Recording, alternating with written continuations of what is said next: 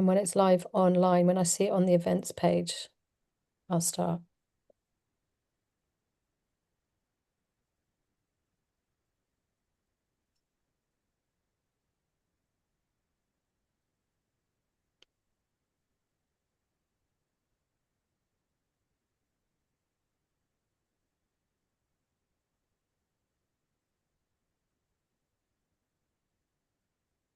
The event will start soon. We should be live streaming now.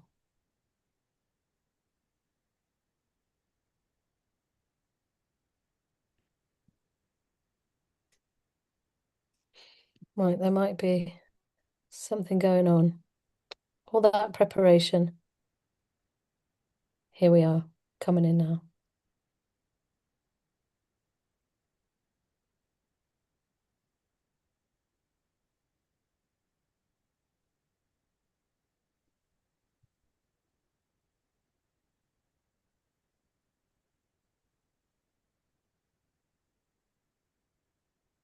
Right. It does says it's streaming, but not in the right place. Oh,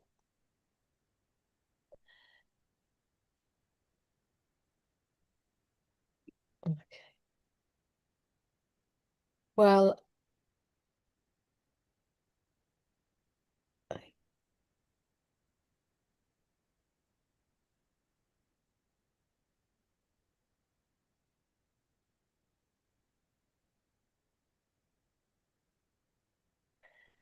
okay, it says we are live now, so welcome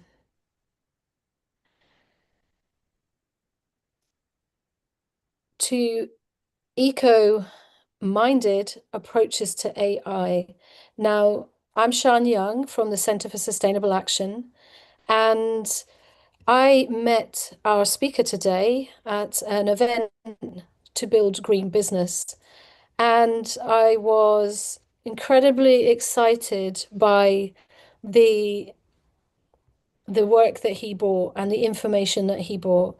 So we're going to introduce today Marcus and Marcus Knight. He is an AI solutions consultant and he has a strong focus on sustainability and eco-friendly systems. Now, he's going to be leading this workshop today and he leads many workshops where he helps people understand the ecological impact of AI and how we can better engage with AI in mindful ways and in more sustainable ways. He has so many tools for you in this talk today that you can take action now. And that is why the Centre for Sustainable Action wanted to get Marcus on board, because we want to share with you actionable ways that you can reduce your negative impact on the environment. And so I am going to hand you over to Marcus. You better be writing down some questions. And we look forward to having your questions after Marcus has delivered his talk. So over to you, Marcus. Excellent. Thanks, Sean. Well, thank you so much for having me here today. Really excited to speak to you all about how we can approach AI in more mindful ways, but also how we can utilize certain tools that are more eco-focused so that when we are using AI in our day-to-day lives, we know that it's reducing the impact it causes. But I'm also going to give you lots of insight, lots of understanding on the real issues behind AI and why it has an eco impact, and then provide you with some, say, actionable tools. So from today, you can go away and start using AI in a more mindful and eco-focused way. So let's kick it off, right? Okay. If I ask you to imagine what comes to mind when I say the word a cloud, is it something like this? A white, amorphous, fluffy entity that lives in the sky, has no real physical presence, and is always changing and adapting? Or would it look something like this? Something that's very, very much down here on this earth, very much has a physical presence and is very mechanical and electrical. Now, obviously, what I'm referring to here and what this image is of a data center. Now, whenever we talk about the cloud in digital terms, obviously it creates this idea of that it doesn't really exist. It's not a physical entity that has an actual impact. And maybe that was a stroke of genius from the tech companies. Maybe they didn't want us to be thinking about the real world impacts of digital technology and the cloud. But the truth is, everything we do online, from emails to media streaming, social media, and of course AI, obviously runs through data centers. And the issue with data centers is they use considerable amounts of electricity and water. So electricity obviously power them, and water is to cool their computer systems, their CPUs, their GPUs. And ultimately, this creates a lot of unwanted emissions. It creates water evaporation. So this is actually water that's removed from the local resources, which obviously impacts water scarcity even more significantly, which is already an eco concern. And it leads to other societal impacts. So over the course of the year, you may have yourself seen stories appearing in mainstream news. Here of the Guardian talking about the energy of data centers. Here, BBC News talking about the amount of water consumed by data centers. And here we even have a story of residents from Memphis in the US. They're actually planning to sue Elon Musk over air pollution concerns because the power stations, so the data center he owns and the power stations he owns, is having to burn so much more fossil fuel to power his AI platform XAI that it's actually increasing pollution in the local area. So, as I mentioned before, when everything we use in the digital space already running through data centers. Okay, so for the past decade, we've been using emails and social media. So, why is this conversation happening now? Why is it more important than ever that we're talking about the ecological impact of data centers? So, I think one really, really good graph that helps illustrate this is this chart here that was actually used in a US Senate committee conversation on the predicted electricity forecast to power generative AI, obviously, this new AI technology. Now, as you can see here, at 2025, the year we are now, it's a mere sliver of where we're expecting to be by the end of this decade. And we can just see that the rate of growth is absolutely unbelievable. It's the fastest growing technology humankind has ever experienced. But to power this, we're going to need a lot of electricity. And this raises real concerns because at a time when we want to be weaning ourselves from fossil fuels, the increased demand from AI is actually putting us back into a situation where we may have to start looking at fossil fuels and becoming even more reliant on them than ever before. And even though there is an emphasis on creating renewables infrastructure, so the UK government obviously has as their big AI push, they really want to advance in the area of AI. They have made some commitments to also developing the renewables energy infrastructure alongside it. But the question is, can we build that infrastructure at the rate that AI adoption is increasing? It's going to be a very, very difficult challenge. So the likelihood it is we are going to have to become more reliant on fossil fuels, which is obviously not ideal. So let's talk a little bit about the eco costs of AI. Now, this is a statistic that you may have seen before. It does around quite a bit in sustainable AI conversations. And it's the ChatGPT 4. So this is the last ChatGPT model, the main model. ChatGPT 4 query consumes roughly 40% more energy than a traditional Google search. Now, I put traditional in there because those of you that may have used Google in the past few months will know that you go there, you ask it a question, and what's the first thing that it gives you? An AI response, right? So we're comparing it to what we would consider a traditional Google search. But it shows us that in our day-to-day life, when we're asking, simple questions and looking for simple answers, and we're now using AI for this, it's consuming significantly more, almost half the amount of energy just to answer that question. So this stat comes from a paper called How Hungry is AI? And what I'm going to do now is I'm going to test your eco AI knowledge with a few questions from this study to give you an illustrative idea of the impacts that AI has. So looking at 1 year of ChatGPT 4's user annual impact. So the impact of us using ChatGPT for 1 year. Okay. 1 year of electricity use is equal to about A, 20,000 US homes, B, 35,000 US homes, or C, 45,000 US homes. Now, if you could pop what you think is the correct answer into the chat, that would be amazing. Now, I'm just going to try and see if I can. Oh, no, no, no. I gave it way too soon. I was trying to pull the chat up so I could see what you're responding, but I gave away the answer. So, okay. If you pop into the chat, well, we all know now. The answer is 35,000 US homes. So we think about the amount of electricity that's required to power a whole home throughout the entire year. That's quite a significant number.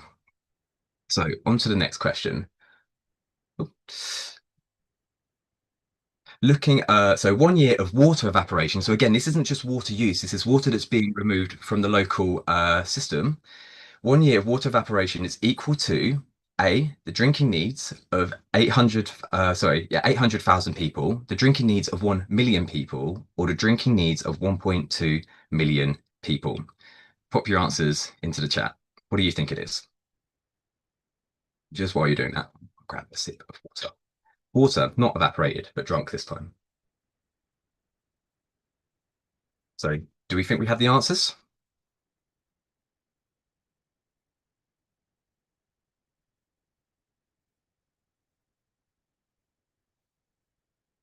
Okay, and the answer is 1.2 million people. So that's really, really substantial amount of water evaporated there. Okay, and final question. To offset 1 year of carbon emissions, would we need a forest the size of Disney World, a forest the size of the city of Chicago, or C, a forest the size of the entire US of A? So I give you a few seconds to have a think about what you think is the correct answer there. And so the answer is a forest the size of the city of Chicago. Now, I'm not massively familiar with US geography, but a forest the size of an entire city is hugely, hugely, obviously substantial. So you can imagine how many trees that would contain.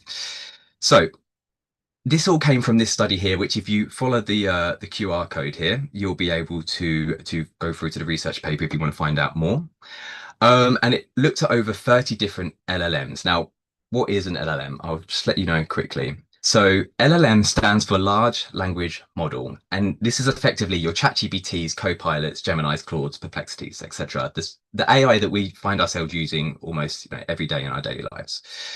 So the study found that the good news was that chat models are becoming more efficient with smaller and more intelligent models. However, the downside of it is that AI is increasing at such a fast rate that it's outpacing the efficiency gains. And we call this in sustainability the Jevons paradox, the idea that as something becomes more efficient, the rate of adoption actually increases, quite often outstripping the efficiency gains. So why did they do this study? Why did this group of researchers go out and look at all this information from these LLMs, the hardware they're running on? Why did they do that? Well, the truth is that there's such a lack of transparency from the people that build AI, like OpenAI, Google, that people have had to go out and try and find out exactly what the ecological impacts are of this technology, right? And so by doing that, obviously it helps feed into the information so people like myself, we can understand what we can do about it. Now, that paper was published in May, and since then, we have had some traction from these big AI producers in regards to reporting some metrics. However, there's only been 3 of them, and actually the detail of it is not is great. It quite often opens up a lot of questions. There can be quite a lot of skepticism around it. But it does give us a little bit of insight into the resource consumption of our daily AI use. So if you're interested, here's basically OpenAI reported their usage. Sam Altman did it in a blog post, quite blasé, just mentioned a couple of numbers, didn't really back it up as to how he got there.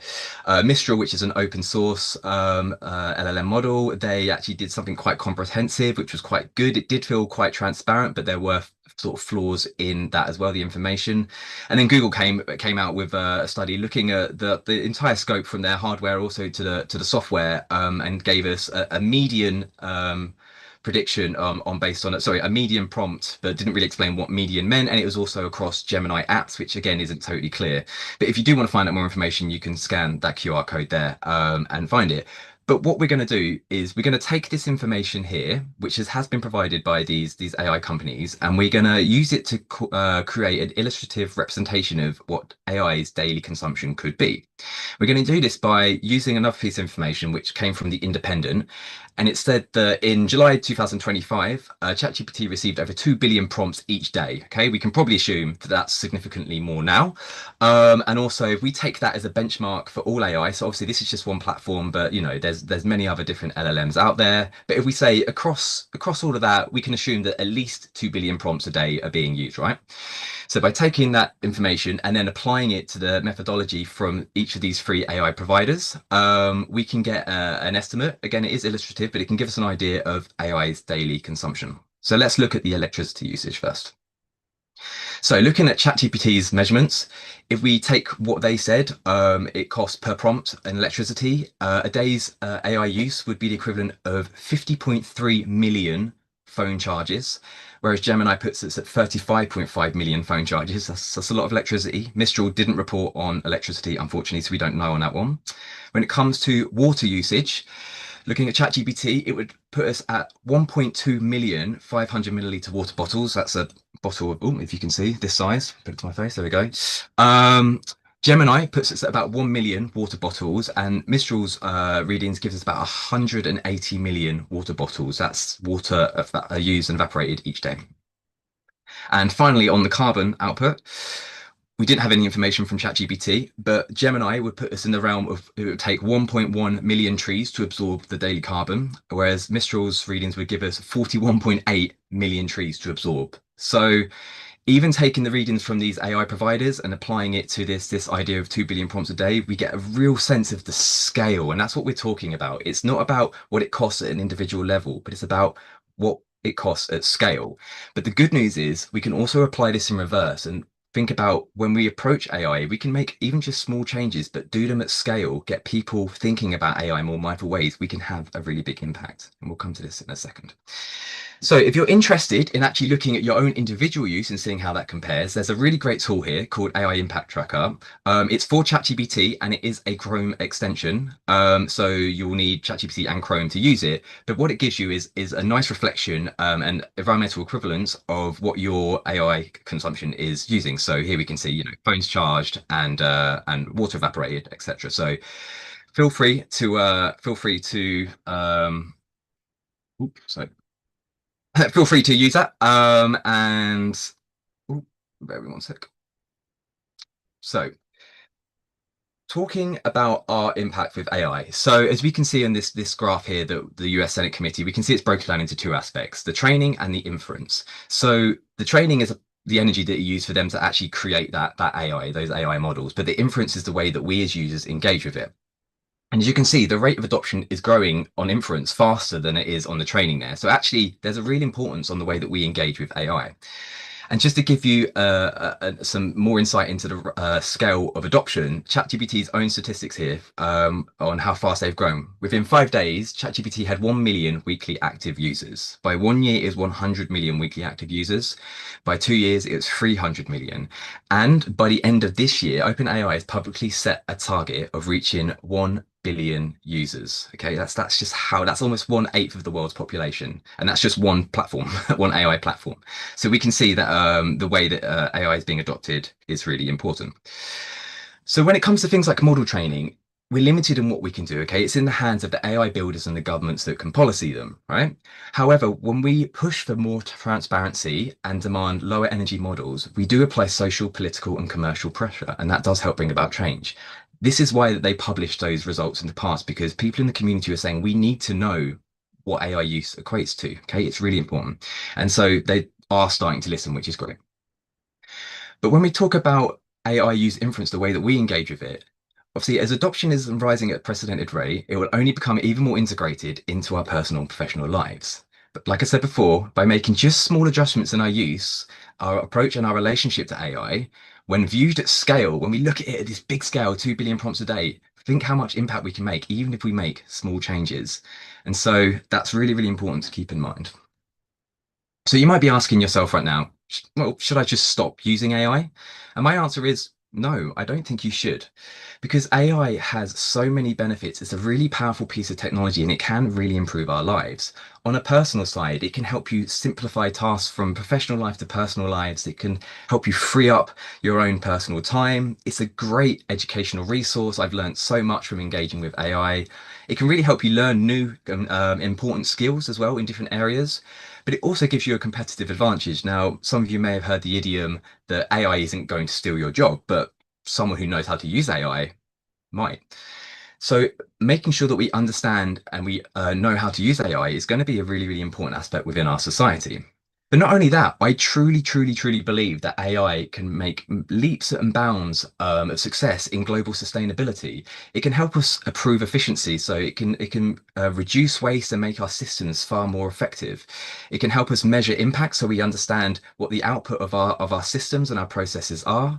It can deal with high level data processing. So when you're looking at systemic ecological or climate systems with lots of different data points, it can handle that, much better than we can as humans. And it can even take that information and then help us with predictive analysis. So it could help us in build plans and action plans for, areas that have a lot of climate fluctuation.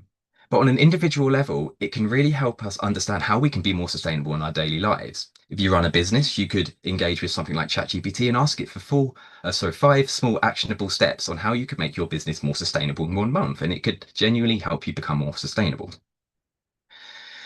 So if we are choosing to engage with AI rather than turn away from it, what options do we have to use it more mindfully?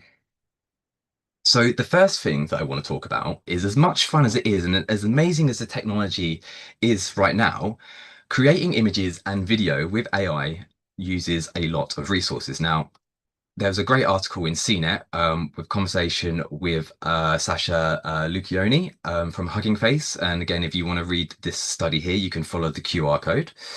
But this study found that video is 30 times more costly in terms of energy spent than image generation and 2,000 times more costly than text generation. And we can see the watt per hours here on those images there.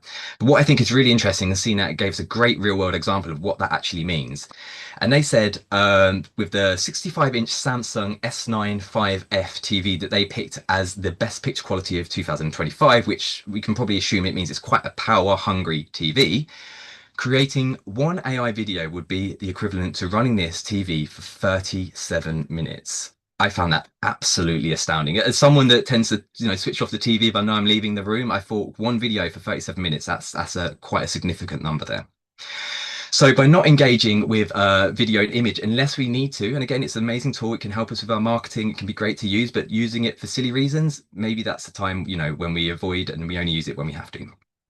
The other aspect is how we actually communicate with AI, and this is the way that we choose the prompts and the language that we use with it. And ultimately, when we speak to AI, we want to make our communication to the AI more concise and precise, so that the output also delivers greater relevance and is more concise and direct. Now, to explain this to you quickly, I'm just going to quickly sidestep you into this notion of tokens, which is basically how language modules perceive text inputs. So when we communicate with an LLM, obviously speaking English, Spanish, Flemish, whatever your language is, but effectively it breaks those language words down into what we call tokens. So text sent and received is broken down as tokens. Tokens provide a practical meter of AI workload. More tokens means more computational steps, and the more computations, the more energy used. So put simply, less words equals less tokens equals less energy used. So by refining our process, our communication, we can actually help save energy. So we can look at doing this by being a bit more thoughtful and what we're actually asking of AI, taking a bit more time to flesh out what it is we're asking, think about the context of what we're doing. We don't have time to speak about it today, but you could look up prompt engineering. This gives you a framework of how to communicate with language modules in a way that works well for them. Also, not sending things back and forth, but actually batching information together. So you're not treating it like a back and forth conversation and increasing the amount of server calls you need, but batching information together is good for that. And also, again, can provide more context for the language module to give you a more relevant answer. And this last one is my absolute favorite because it's so simple, but so effective. It's just adding short answer to the end of a prompt. If you've ever used an AI language module, you'll know that it quite often gives you reams and reams of information. Sometimes, like a traditional Google search, we just want it to give us short answer to a short question. By adding short answer in, it really, really reduces the amount of tokens in the output that the language module brings back to you. So there's a few ideas that you can get experimenting with today and see how it impacts you. And if you're interested in being able to measure that change, so you can use something like this, Tokenizer. So you can basically see how many tokens your current prompting is using and current output from the LLM. And then you can see if you can reduce it down by some of these strategies that we've talked about there. So that's one tool for you. So we've talked a little bit here about how we can engage with AI in a more mindful way, but what options do we have that are more green in their essence, that actually work on principles of being green AI? So when we talk about AI, most of us are referring to LLMs, okay? So this is, again, ChatGPT, Copilot, Gemini, Claude, Perplexity. So what greener options do we have? So I'm going to run through a few of these for you now. The first one is something that I made myself. It's for ChatGPT. And essentially all it does is takes those principles that we discussed before, prompt engineering, reducing the answer length, making it more concise and direct, and thereby reducing less energy. So if you're using ChatGPT, you can click on the QR code, scan the QR code, and you can download this and use it for absolutely free. And effectively, what it's going to do is just give you more shorter, concise answers. But effectively, that means you're going to be reducing the energy consumption. No extra effort, right? You can just plug this straight into ChatGPT 5. And here's some experimentation that I did just to give you an example. So I was talking, morning routine, ChatGPT 5 versus EcoGPT 5. I was able to save tokens by 42.4%. So you can imagine the energy saving is relatively equivalent to that. Business sustainability chat, I was able to get 46.9%. And a contextual conversation about the last king of France managed to save, quite a significant number of 72.6%. And what's important to remember is the longer the conversation goes on for, the more you're actually going to be saving because it helps keeps those outputs nice and refined. So have a play with that, see how you get on. But we're still using ChatGPT 5, which is still using ChatGPT servers, and ultimately very, very likely to be primarily fueled by fossil fuels. Okay, so is there an option out there that doesn't use fossil fuels? Well, I'm glad to say there is. It's called GreenPT, and they run on servers that are powered by renewable energy. And also, their data centers have lower power usage effectiveness and water usage effectiveness, which mean their actual data centers are more efficient within themselves too. GreenPT was built on smaller, more efficient models, so the models in themselves have required less resources to be built and trained, and they've able to reduce computational requirements by 40 to 50%. Token reduction, like we mentioned before, reducing tokens by 20 to 30%. As they're self-hosted on their own servers, it also increases privacy, which is really, really good. A lot of people are concerned about sending information off to places like Google and OpenAI, so increased privacy is always, always good. And they're highly, highly transparent in the way that they work. So they give really good readings on what's being used, its impact, and they're doing a lot of work to create greater transparency in the arena of AI. Now, I am an official partner of GreenPT, and that kind of happened because I spent so much time talking about them and actually working with them because GreenPT powers the back end of our AI systems that I thought would just make it official. But the great news is by being a partner, I'm able to swing you a very, very good and a very, very exclusive deal, which will allow you to explore GreenPT and more eco-focused AI by giving you 3 months absolutely free of GreenPT so that you can try it out, you can see if it works for you. And if you like the idea of using more eco-friendly AI that doesn't contribute to carbon emissions, then maybe you'll look at making the switch from whatever LLM you're using right now. So I'll give you just one moment while I take a sip of water. If you want to grab that down. So we've talked about data centers using fossil fuels. We've talked about data centers using renewable energy, but wouldn't it be amazing for sustainability and AI if we could just remove the data center completely, right? I mean, is that even possible?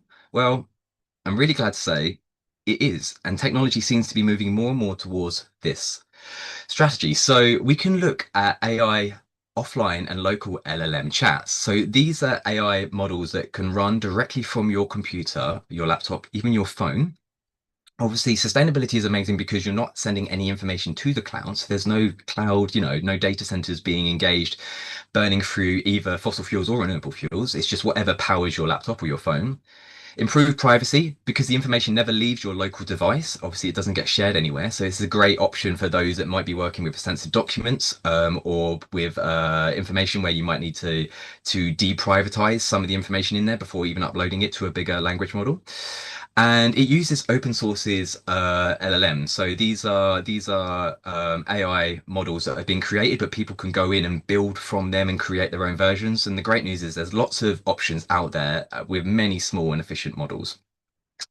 So to use an offline LLM, you'll need an interface. And so I've collected what I think are the best ones out there, and these are free. So LM Studio is probably more familiar for those that people using things like ChatGPT. The interface is very similar and it's quite simple to use.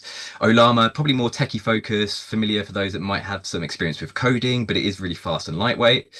Google Edge Gallery is probably your best option for any Android phone users. And locally AI is a good one for Apple.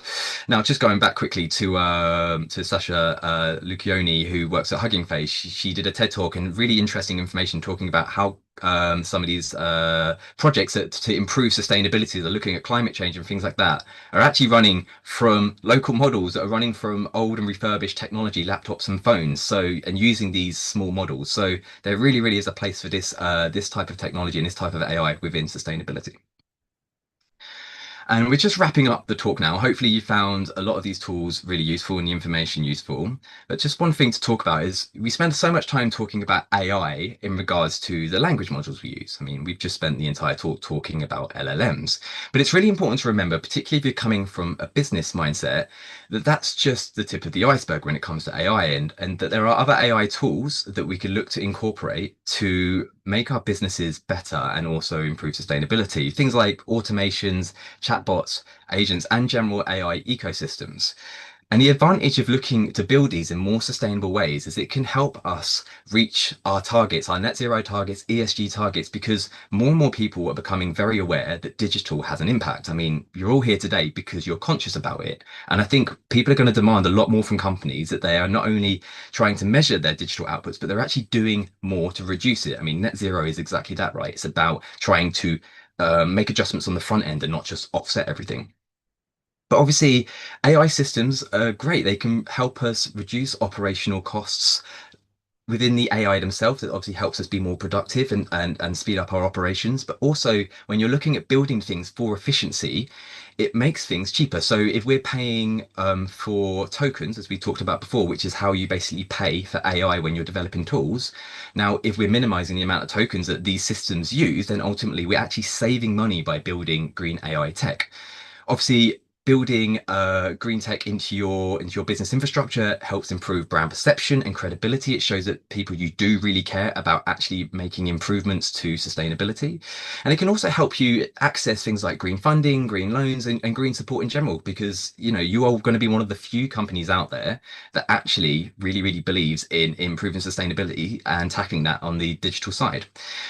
And obviously, reason enough to do it. It makes the world a better place. It means we're able to engage with these tools without causing the maximum amount of impact that they do. So that in itself is obviously a great, great incentive. So before I move on to the next slide, I'm just going to leave you with a few words of wisdom that I think are careful, well placed for consideration when we think about sustainability and AI. And I'm going to leave that alongside a picture of me to help inspire you. So here we have AI and sustainability equals greater gains for us and the planet.